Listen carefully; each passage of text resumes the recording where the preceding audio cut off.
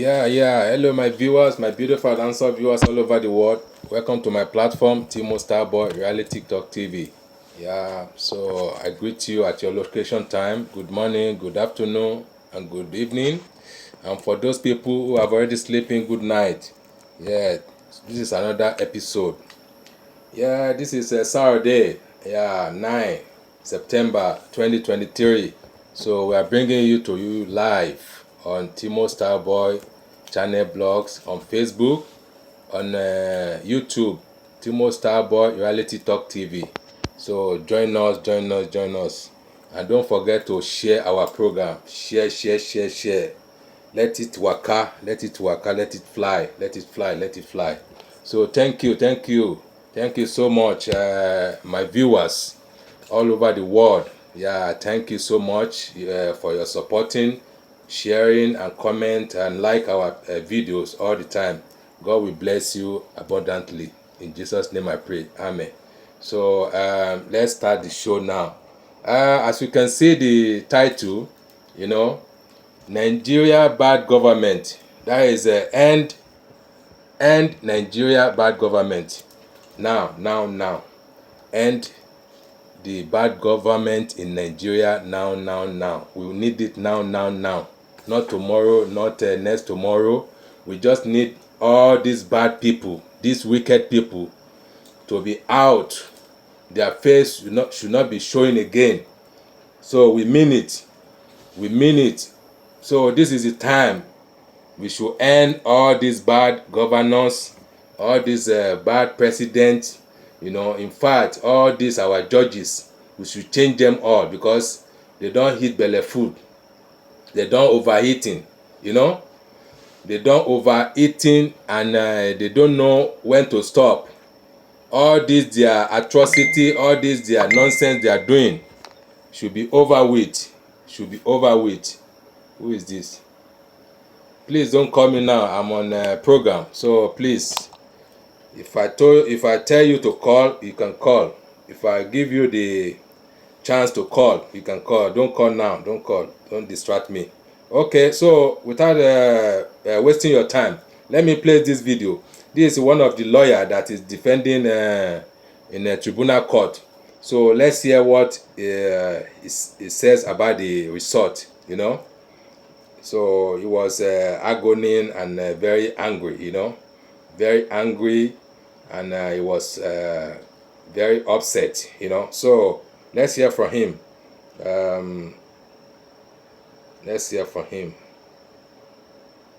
Okay, this is the video.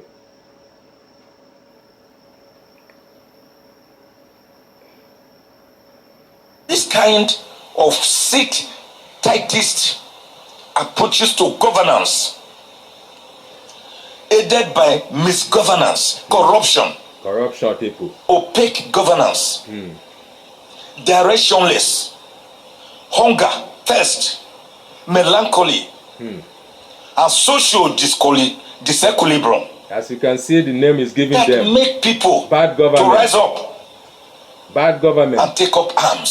See how it's qualifying them against their leaderships. Yeah, we don't need them again. Such taking up of arms, to me, please comment, share, against oppressors, let it reach anybody who masquerade under the thin guise of leaders, changing their constitutions at will to accommodate further terms. I do not regard it as a coup d'etat. See their faces. I regard it corrupt as people. Good riddance. Corrupt people to bad in Nigeria. Rubbish. Corruption people in Nigeria. See their faces. That is why I have written tons and tons of articles. But my last outing on this was Ariwola, 40 pages. Mamu By the way, my keynote address today and Bola Ahmed Tinubu is 78 pages, but I'm just speaking to it. They are corrupt. And I've sent it already to the secretariat. My last outing on this was 40 pages, where I warned the Nigerian government not to lead or aid ECOWAS to go to Niger Republic to attempt to forcibly remove the interim military government, with Niger Republic having self borders with 7 states in Nigeria. The humanitarian catastrophe, displaced and dislocated people that you are going to cause will be unimaginable, added to our present insecurity, Boko Haram, armed banditry, kidnapping, hunger, thirst, disillusionment. Let me use this forum to warn the Nigerian government. Don't pay it. It is neither righteous nor justified to intervene. Not only because Niger Republic is a sovereign state, but also because we have no right to intervene and tell them how to govern themselves. Nigeria has never been told how to govern herself. From the first military purge of 15 January 1966, led by Major Kaduna Nzogu Chukwuma and other young majors, how did you see the international community come here to tell us how to govern ourselves? The counter-coup, or rather, the counter-coup that removed General JTU Aguiyi-Ironsi, who ruled for 6 months, led by Murtala Mohammed, Danjuma and others, and the enthronement of a 32-year-old bachelor, later General Yakubu Gowon, to be head of state, who ruled for 8 good years between 1967 and January 15, 1970, the Armed Forces Day,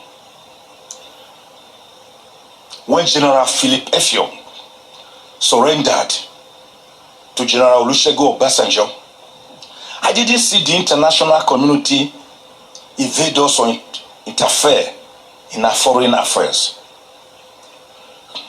When Murtala Mohammed was killed, ambushed and killed in Ikoyi in 1976, and Olusegun Obasanjo was made head of state with Yar'Adua as his deputy,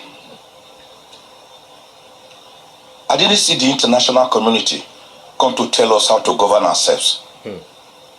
When Obasanjo handed over power in 1979 to Alhaji Aliyu Shehu Usman Shagari, with Dr. Alex Ekweme Anibo as his vice, I didn't see the international community come to lecture us how to govern ourselves. When that democratic government was forcibly overthrown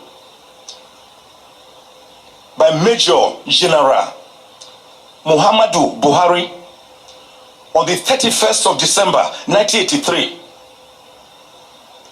I didn't see AU or UNO or the International Human Rights Commission come to dictate to us how to manage our affairs. When gap-toothed General Ibrahim Badamasi Babangida, the man who described himself as the evil genius,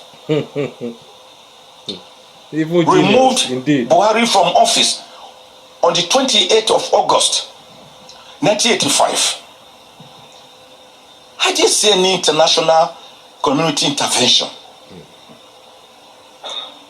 When Babangida was forced by all of us in the civil society to abdicate power and step aside after counseling the most populist, the most transparent, the most credible elections ever held in Nigeria, not the farce and shambolic elections we have been having in the recent past, I did not see any international community come to tell us how to govern ourselves.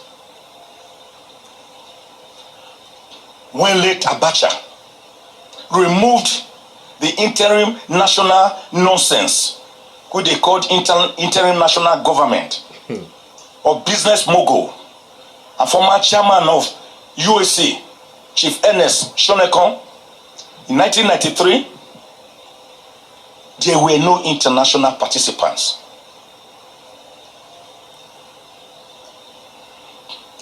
And when the diminutive General Sani Abacha, but a very intelligent man, who institutionalized Nigeria's 6 geopolitical zones, where were the international community? And after both Abiola, the man who won that mandate, and Abacha died in mysterious circumstances in Aso Villa, where were the international community participants? And when General Abdulsalami Abubakar, the chairman of today's occasion, in absentia, took over power and within 11 months handed over to the democratically elected government of Obasanjo, I did not see any international community participate. So there is no reason whatsoever, and we have no moral high grounds or authority to go and intervene in other countries' internal affairs, sovereign countries with their sovereignty and suzerainty.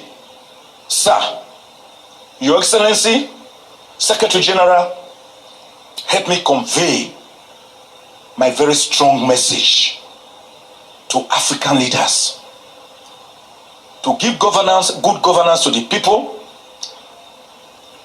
and where they are not ready for the gains, they should be ready for the pains.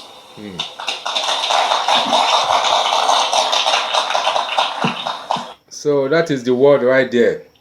Let me give you another video. This one is a debate, the debate on the Tribunal Court of Law that is went down on 6th September 2023. So I will give it to you right now, so we can, let's dive on that one. Hold on. This unanimous decision of the Presidential Election Tribunal court affirming President Bola Ahmed Tinubu's election as the president of Nigeria. Now, in your opinion, what is the significance of such a unanimous verdict in such a high-profile case, and how it might affect the public perception of the judiciary, and of course your thoughts on the judgment as a whole? We'll start with you, Mr. Chris. Good morning, Sheikh. Good morning, Akeredu. Let me say clearly here that your question captures the mood of the nation. Your question captures the sentiments. Your question captures the perception of the people, ditto what happened on the September the 6th, 2023. And I say this advisedly. Maybe Mother Providence had its own pre-election, permit my choice of word, when the judgment was fixed for the 6th. In metaphysics, 6 is the number of man. Man has his own tendencies to disappoint, if you like, his frailty. And in this case, not wanting to stand by and for the truth, and interestingly, I hope that when the matter gets to the Supreme Court won't choose another number 6, to disappoint the people, because the issues are very lucid. They are fundamental issues, and in law, we were taught as young students in law school that judges do not descend to the arena. They don't grant prayers you do not ask for. And let me say clearly that in one of those very funny paragraphs in the judgment, the judges came down to the arena. They did say about a certain witness from the Labour Party that she was a party member the lady from Amazon, that they cannot admit her evidence because she's a member of the Labour Party, and then turns, on the other hand, to admit the evidence from a sitting senator, from a member, a reputable member of the APC, my brother and friend, who is presently the majority leader of the Senate, Bamidele Opeyemi. That's, on the one hand, admitting that clearly, if you like, that was a bias. It was the voice right of there. Bias. Esau and the hands of Jacob, or vice versa. But let me say clearly, as I talked to you this morning, what is important compromising. is that, like we said before the judgment, all eyes were on the judiciary. It was the judiciary that was on trial. We have seen the certified true copy of that judgment, and clearly on the top of it, the header. I don't know why they made that mistake. The judgment, as it were, assumedly proceeded from the APC presidential legal team. And you could see when the judges were reading it, they were not reading a judgment that was indigenous to them. They were not reading a judgment that they could own. They were, if you're reading your speech, you make very little mistakes. But when you're reading a prepared speech, a written speech, of course you could see it. Everybody who watched that, the longest, if you like, the longest judgment we've seen in our historicity, would understand that it was clearly about the pulpit and the pulpiteer. But I believe that what we're doing, this forensic, is actually interested in putting our democracy right, because congruent with democratic process is the transparency and the credibility of the electoral process. All right, let me turn my attention to Liberals. And I would say, like Mr. Walker Beer just mentioned, the judiciary was on trial. And what can our institutions do to restore confidence? And that is one question. Do not laugh. That is one question. The other question is this. Let's put it into perspective. Between 1999 and date, myriads of issues have come before the tribunal.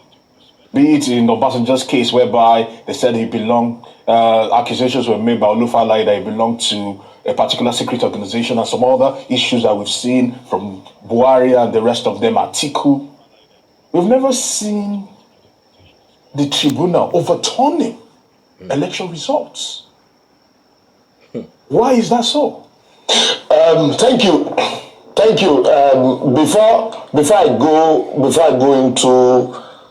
into your question directly, I would want to quickly address the issues raised by my friend and brother here, Chris Wokobia. As a practicing lawyer that have handled election petition matters since 2003, I will not sit down here and allow a fellow lawyer claim that a judge reading a judgment and with one or two corrections in court that judgment does not belong to him. I do not know if Chris had listened or handled matters where judges will read judgment for 5 hours. I have. I also know, as a lawyer that handles election petition matters, that election petitions are not dealt with on the basis of sentiment, but on the basis of pleadings. Also, I will also say this, that everything the Court of Appeal said on the 6th on Wednesday is not novel to me, and is not novel to a lot of practitioners that have been involved in election petition. And like you rightly mentioned, the Court of Appeal and the Supreme Court in myriad of cases have said so much. So let us leave our sentiments from all of this and address as lawyers and look at the issues. Lastly, on the issues he raised, the courts, I've been reading the judgment, because even after listening to it, and I still take my time to read the entire gamut of the judgment, because what most lawyers do, they analyze judgment on the basis of newspaper reportage. We analyze judgment on the basis of law reporting. The court did not admit the testimony of the woman, not on the basis of the fact that she's a party member, but on the basis of the fact that she's coming as an expert witness that is coming to speak to a document that she did not produce as an expert. So let us quickly lay the issues, because I would also, I expected him to even take me to the area where the court specifically mentioned her because she's a party member. That said, election petition, why has the court not been able to upturn presidential election petition? Presidential election petition, the election petition generally, like we say, are sui generis, and your petition will rise and fall with your pleadings. There are also, with the restrictions of 180 days and the new amendment to the Electoral Act. Sorry, guys. Amendment of petitions are no longer allowed, and it is also sacrosanct that petitions must be filed with witness deposition.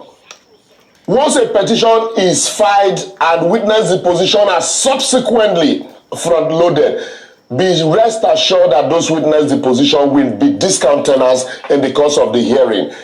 Also, because of the requirement for presumption of regularity in favor of INEC once results are announced, as clearly stated in the Evidence Act, once you, just like section 36(5) of the 1999 Constitution, the onus is now on he who asserts to prove that indeed this presumption should be shifted.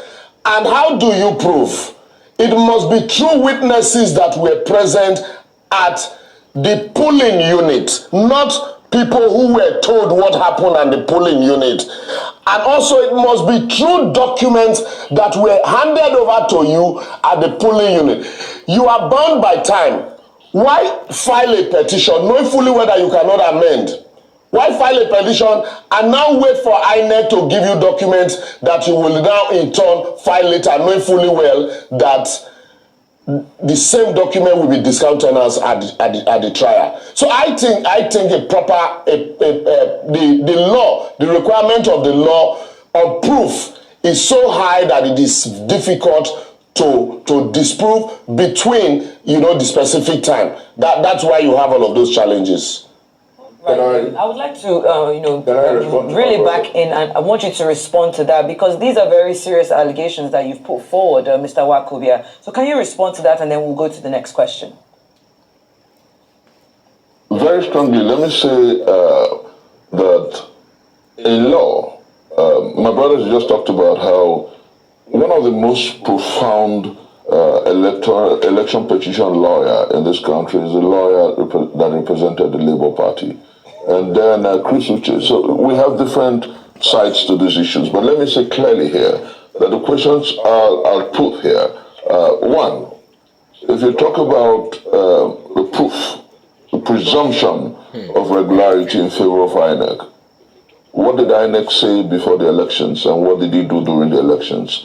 And what happened, what the justices, because if you follow the entire ruling, you find out first that at every point in dismissing the issues put before the court, the justices descended to the arena. They sounded like litigants. They sounded like they were defending the position of the All Progressive Congress. And I say, you saw the issue about 25% of Abuja. Rather than staying on the provisions of Section 134 and Section 299, they were simply pandering around the issues. By law, the Constitution provides a special status for Abuja. They threw it away. Regarding issues about, and I'm saying this without fear of querulous criticism, regarding issues about forfeiture, interestingly, that's why I said maybe metaphysically, the justices of the Court of Appeal were meant to make the mistakes like human beings. Because the Supreme Court were going to face the Chief Justice of the Federation, who had, in a previous ruling in 2014, 2007, and 2014, admitted that forfeiture is a penalty Yeah. for a crime, and then if it's in the event of a civil offense, it, according to the Constitution of the Federal Republic of Nigeria, can pass to vitiate the candidacy of anybody seeking the office of president. They didn't address the fundamental issues there. They just pandered around it. And then, what about the issues of double nomination? For a judge to say that Shetima's was inadvertent, that his double nomination was not deliberate, that was descending to the arena. Everything about that judgment, everything, and that's exactly why the candidate of the PDP said in no uncertain terms that what we had on the 6th of September was judgment, not justice. And then the candidate of the Labour Party said in no uncertain terms that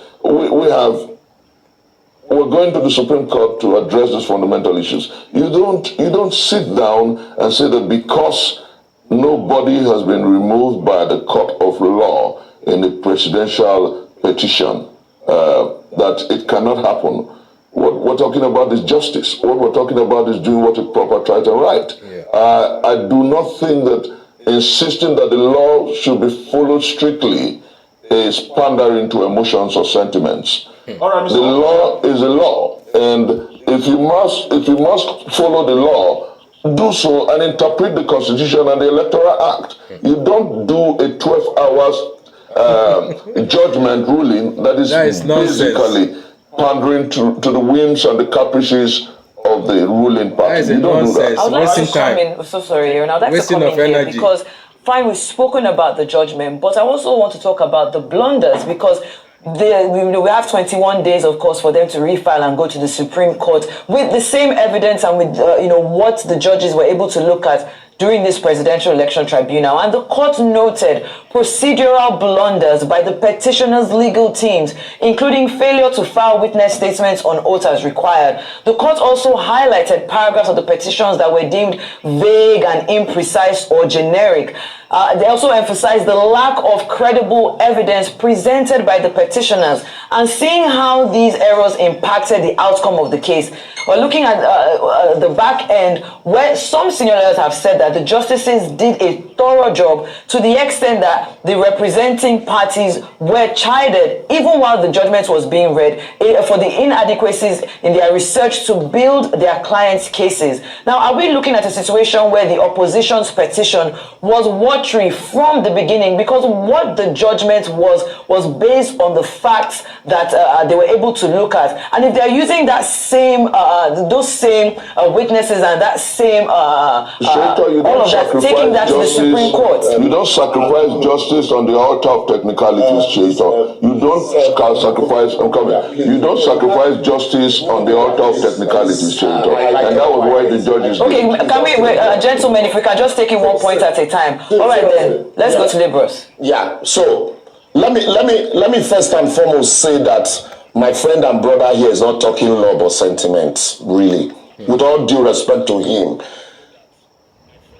The judges, thank God everybody listened to those judgments. For the discerning, like you have rightly identified, the judges pointed at, how do you read judgment? You will read the argument in the body of the pleadings, the facts in the body of the pleadings. You will bring out the argument in support of those pleadings. Then you read the pleadings contradicting those averments in the petition, that's the averment of the respondent, and then you read also the argument in support, and then you draw a conclusion as laid down by the laws, not sentiment. So what we have here is a situation where, first and foremost, you say the lawyers that handled the matter, yes, we agree they are seasoned lawyers. The lawyers for the respondent also are seasoned lawyers. Lawyers, no matter how seasoned, one person must, at the end of the day, will win. So in this case, what transpired? What happened? Let's look at the averment one after the other, because I want to discuss law. I don't want to discuss sentiment. I don't want to talk about morals.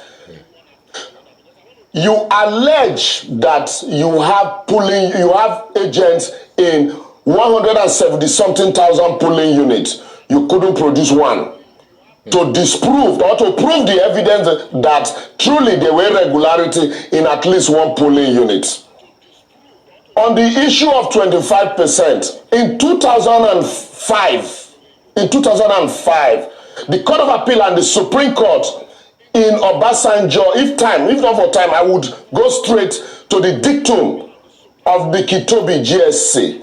If you permit me, I can read it for you. Held that there are no special status in as far as votes are concerned, and that all votes are equal. The Court of Appeal on Wednesday simply followed that dictum that had been laid down. And Section 299 of the Constitution also states that for the purpose of this Constitution, FCT shall be taken as a state. Allow me, please.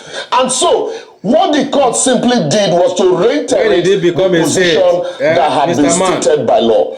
And so, if you are going to counter those positions, you must cite a superior law and not come here and buy sentiment and begin to call names and say those judgments.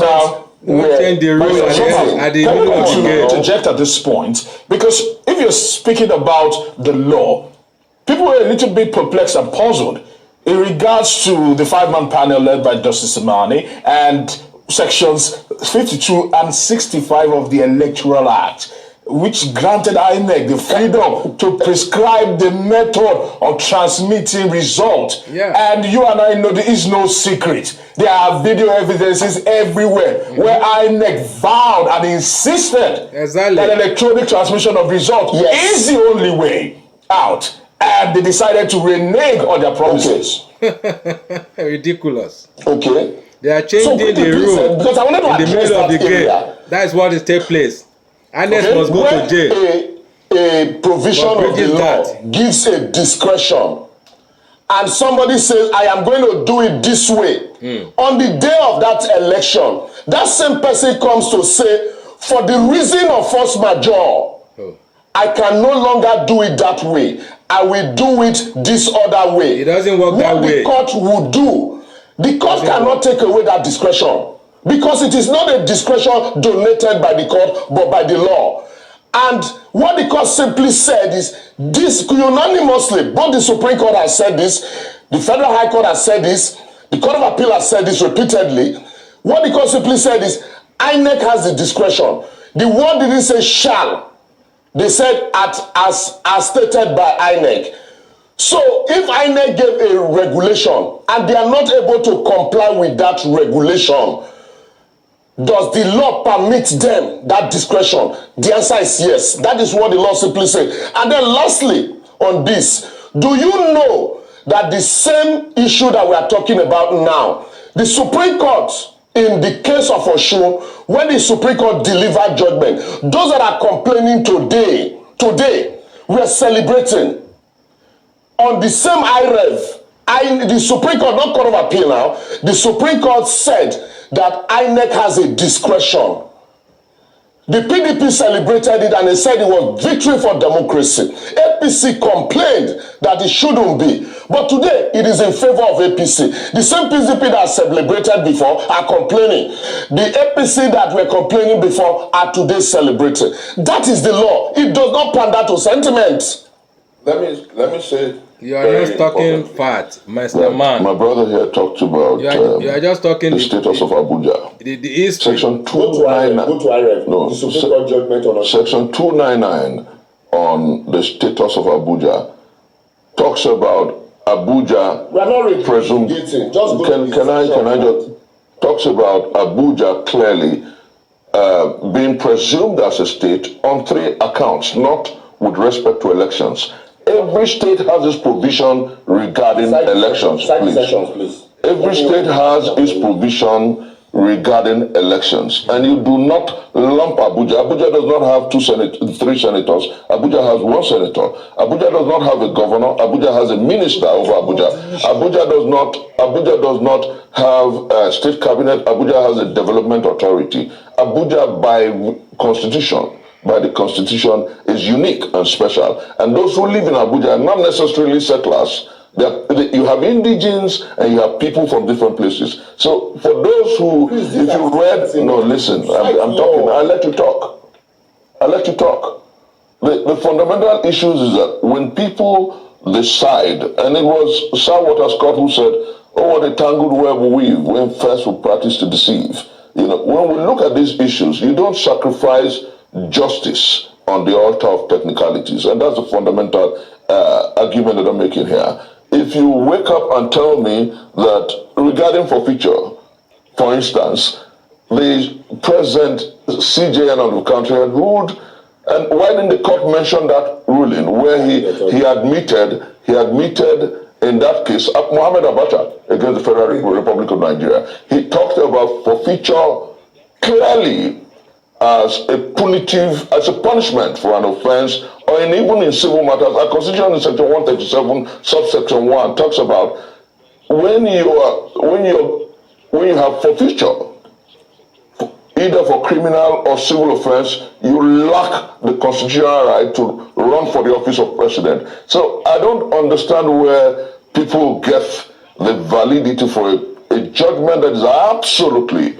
against the intent of the law, absolutely political, absolutely patronizing of the ruling party. But I said this to you clearly, and to Nigerians, that we will continue to test this whole, because ultimately what is important is that the man who must occupy the seat of power must not only be honorable, but must be seen to have won fair and square and according to the provisions of the law.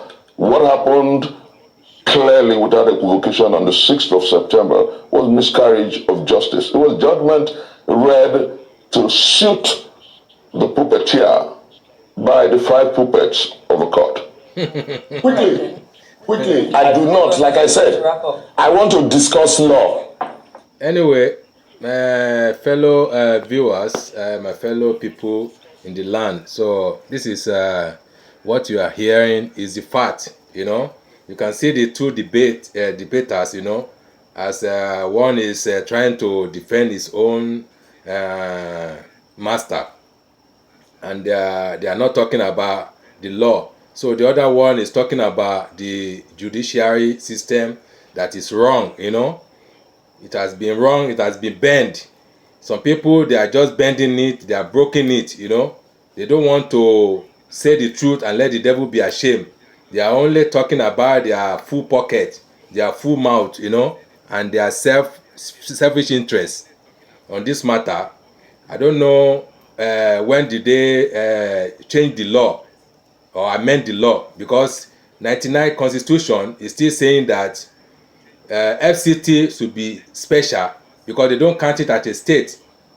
We have 36 states in Nigeria. That is what the Constitution say, you know. So FCT is a special for resident of president. That's why they treat it special. So, and they say and in conjunction, and mean plus this one. You have to have 25% plus, and you know, this. Without this, you cannot get that, you know. You cannot get this. So that is what it means. It's a simple logic and simple English. You know, if you tell me say 2 plus 2, you will make 4. And in other hand, if you say 2 times 2, it's also a 4. So what are you arguing about? You cannot say it's 8 or it's a 6. You know, you cannot write it like that. You cannot change the rules in the middle of the game. So if you have been saying that, okay, they have been amending the Constitution, you let us know. You show the proof. You show your book, you know, your constitutional books, you know. Let us see and clear that this is how it was amended. So until now, anyway, the case is at the Supreme Court. So we will see how it will pan out at the Supreme Court. Whether the Supreme Court will do their own caricature, their own joffre, you know, their own ridiculous act again, you know, against this the case that is going down, you know. So we never know until we see and we hear by ourselves. Because we know tribunal have performed their own senseless ruling, So everybody is condemning it. You can see for yourself. There's no jubilation. There's no what can I say? No party in the whole entire nation, because they know that this is Ojoro. This is totally a fraud, a shambolic election. So that is why they are not throwing any party. There's no jubilation. There's nothing like to celebrate. Everywhere just they like dead very grand. Just silent. Because if the people really voted for Bola Ahmed Tinubu, there will be a jubilation all around the country. But there's not. So that means that people, they deny him. They say, no, we don't need this kind of rulers. We don't need this kind of elders to be our president. So you can see for yourself, this is the sickness in the eyes, Arojuni. So it's the sickness of our eyes. So anyway, so thank you for watching. So by the grace of God, inshallah, in next week we'll bring another new update for you. That is a Monday, because tomorrow we'll take it to rest. So have a happy weekend, and I give you love from my heart. Bye. Thank you.